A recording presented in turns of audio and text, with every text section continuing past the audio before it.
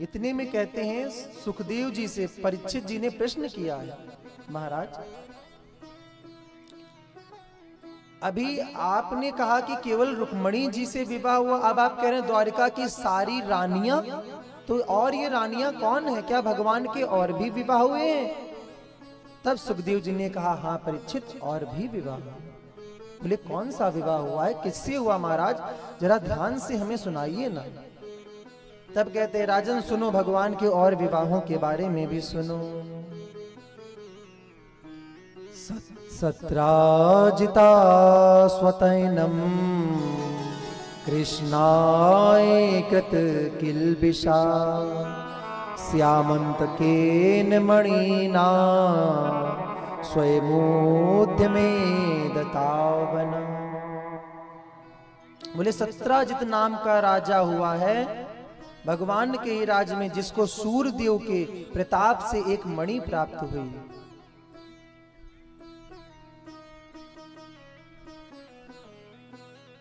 और उस मणि का आरोप भगवान पर लगा, आरोप भगवान पर लगा। तो परीक्षित जी कहने लगे महाराज सत्राजिता किम करोतु ब्राह्मण कृष्णस्य किल्बिषा।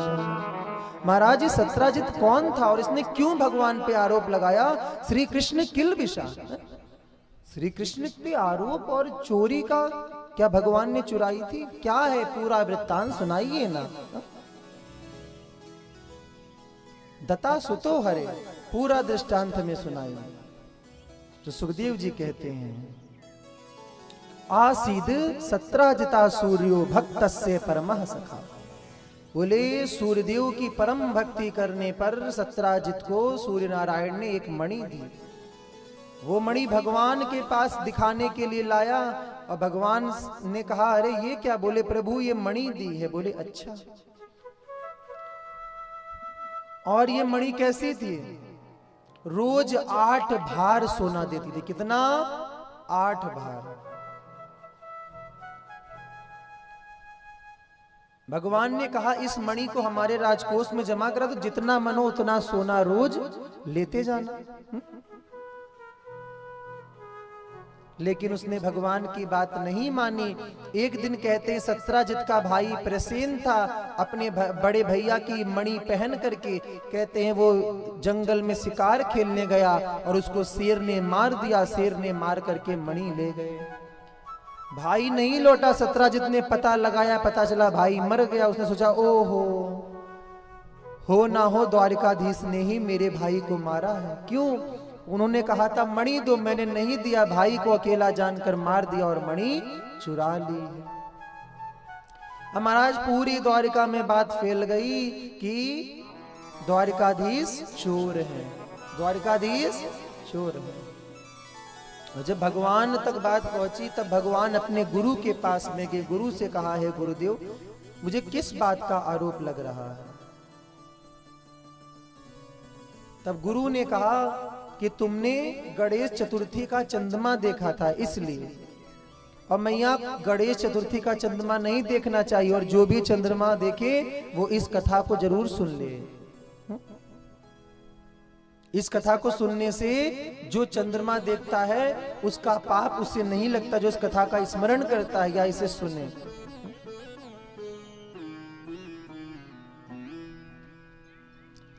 तो कहते हैं महाराज गुरु की कृपा से भगवान मणि को ढूंढने के लिए गए। देखा प्रसेन मरा है और प्रसेन के पास से एक बाघ के पैरों के निशान है। आगे देखा बाघ मरा है, वहां से एक रीछ के पैरों के निशान है और वो निशान एक गुफा में जा रहा है। भगवान ने कहा केवल तुम 1 माह तक रुकना सैनिकों से, अगर मैं ना आऊं तुम वापस चले जाना। अब भगवान अंदर गए और अंदर जाकर देखा गुफा में जामवंत जी की बेटी जामवंती उस मणि के साथ में खेल रही थी और उछाल रही थी। भगवान ने तुरंत पकड़ लिया। उसने किसी पराये पुरुष को देखा तो जोर से पिताजी आवाज लगाई। हमारा जामवंत जी आए ना देखा, आओ ना देखा ताओ, सीधे एक मुक्का जम करके मारा।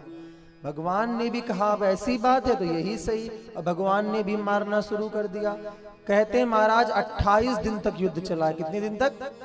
28 दिन तक। 28 दिन तक युद्ध चला है। जब जामवंत जी की एक एक हड्डी चटक गई तब बोले प्रभु आप कौन हो? तब भगवान ने कहा तुम्हें कौन लगते? बोले आप तो मेरे राम जी लगते हो। अगर राम जी हो तो राम अवतार में दर्शन दो। तो भगवान राम रूप में प्रकट हुए। बोले सियावर रामचंद्र की जय हो। अब जामवंत जी रोने लगे, प्रभु हमने आप पर हाथ उठाया। भगवान ने कहा नहीं नहीं, ये तुम्हारी इच्छा थी। पिछले जब हम राम रूप में थे। देखिए वही जामवंत जी ये हैं, कितनी लंबी आयु है इनकी। महाराज ये सतयुग में भी थे, त्रेता में भी थे, द्वापर में भी थे और अभी भी शायद कलयुग में भी है। क्यों? जब हनुमान जी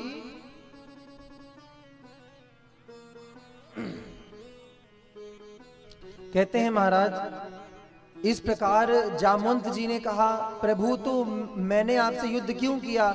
भगवान ने कहा क्योंकि आपकी रामावतार में इच्छा थी प्रभु, हमारे हाथों की खुजली नहीं मिटी, हम भी किसी से युद्ध करना चाहते हैं। रावण से करना चाह रहे थे तो आपने नहीं करने दिया। तो भगवान ने कहा कोई बात नहीं, कृष्ण अवतार में हम आपकी खुजली मिटाएंगे। तो इसीलिए युद्ध हुआ। अब जामवंत जी ने कहा प्रभु आपकी क्या सेवा करें? भगवान ने कहा 28 दिन से लगातार सेवा ही तो कर रहे थे लात घूसों से। जामवंत जी ने कहा प्रभु, तब भगवान ने कहा जो मणि ये हाथ में है तुम्हारी कन्या के, वही मणि हमें चाहिए। हमारे ऊपर चोरी का इल्जाम लगा। बोले प्रभु हमने तो बिटिया को दे दिया और कन्या दान देने के बाद कभी लिया नहीं जाता। हाँ अगर कन्या को ही मैं आपको दान में दे दूं तो कन्या भी आपकी और मणि भी आपकी। तो कहते हैं महाराज जंगल में मंगल हो गया और भगवान का दूसरा विवाह जामवंती के साथ में हो गया। बोलिए जामवंती वल्लभ भगवान की जय हो। अब महाराज द्वारिका में भगवान आए, खूब स्वागत हुआ। श्यामंतक मणि सत्राजित को दी। अब सारी जनता की बात बदल गई, सब कोसने लगे। बोले सत्राजित बड़ा दुष्ट है, हमारे भगवान पे आरोप लगाया। अब सब उसे गाली देने लगे। सत्राजित रोता आया, प्रभु हम क्या करें? भगवान बोले हम क्या जाने। बोले प्रभु एक काम करते हैं, आप हमारी बिटिया सत्यभामा से विवाह कर लो तो हमारे ऊपर से कलंक मिट जाएगा। आप हमारे दामाद बन जाओगे, हम आपके ससुर बन जाएंगे, तो ये भी कलंक